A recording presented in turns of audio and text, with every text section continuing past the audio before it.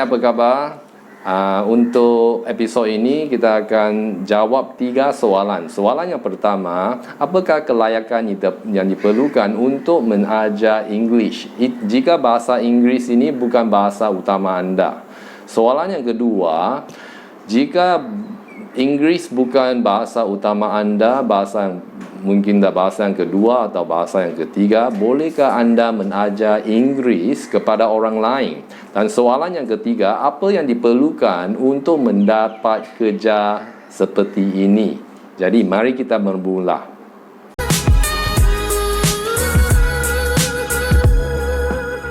Okey, mari kita tengok soalan yang pertama. Apakah minimum requirement yang diperlukan untuk mengajar English?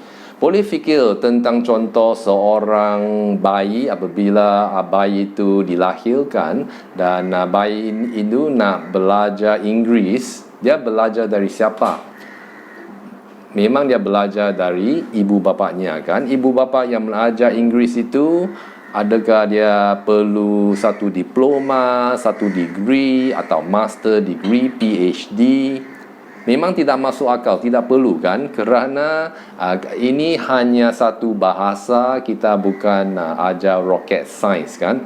Jadi memang kita boleh lihat bahawa untuk jawapannya, untuk mengajar English, seseorang perlu fasih dalam bahasa Inggeris. Jika begitu, mengapa ada banyak company mereka perlu seorang yang ajar Inggeris untuk perlu memiliki ijazah atau Inggeris mesti bahasa utama mereka? Ya, ini adalah kerana diskriminasi. Dan kita boleh lihat apabila kita tengok iklan tentang jawatan yang buka untuk menjadi seorang penajar atau cikgu untuk bahasa Inggeris, mereka ada letak bahawa kamu mesti berasal daripada negara barat seperti dari UK, dari USA, dari Ireland, Canada, Australia, New Zealand atau South Africa untuk mengajar Inggeris secara online, kan?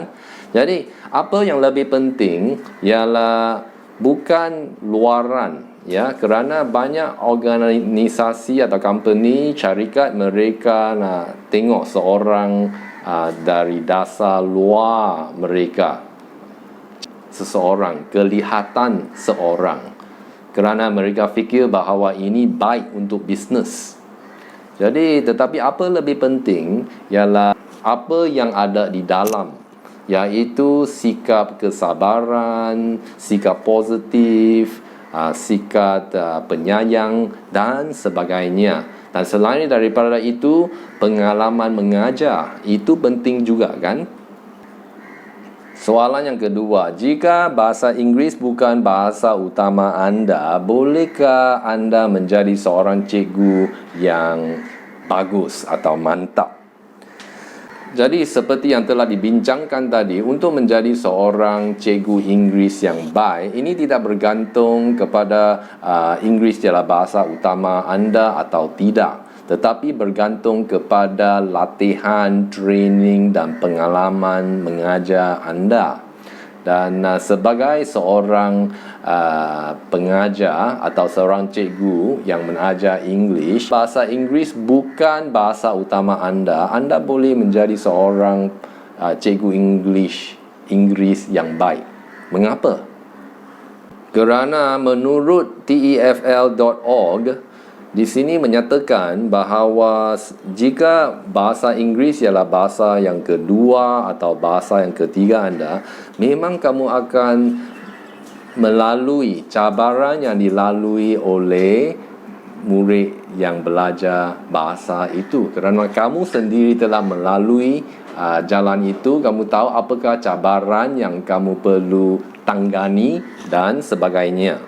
Kebanyakan orang yang bercakap English, mereka belajar Inggeris bukan daripada sekolah, mereka belajar dari rumah, dan mereka tidak boleh bercakap dalam bahasa yang kedua.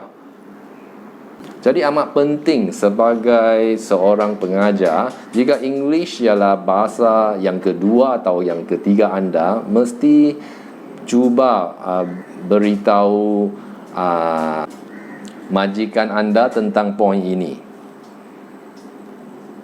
Dan sebagai seorang pengajar yang English bukan bahasa utama anda, anda memang adalah satu kisah, success story, kisah kejayaan.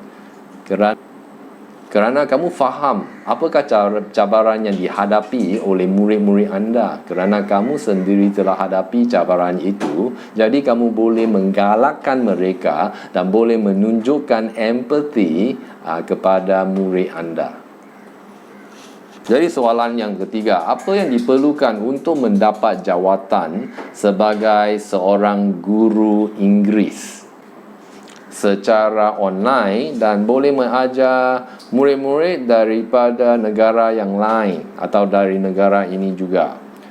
Kamu perlu cuba sedaya upaya, terus berusaha untuk mendapat pekerjaan itu. Memang tidak senang, tetapi jangan putus asa. Jika kamu selalu berusaha untuk mendapat kerja itu, memang boleh dapat. Perlu bersikap positif dan apabila membuat permohonan, yang penting perlu stres, tekankan poin yang baik tentang apa yang telah dibincangkan tadi. Dan memang ada banyak rejection, tetapi jangan putus asa dan terus membuat permohonan, dan sudah pasti kamu akan berjaya pada satu hari nanti. Jadi harap kamu enjoy program ini dan jumpa lagi pada masa yang akan datang.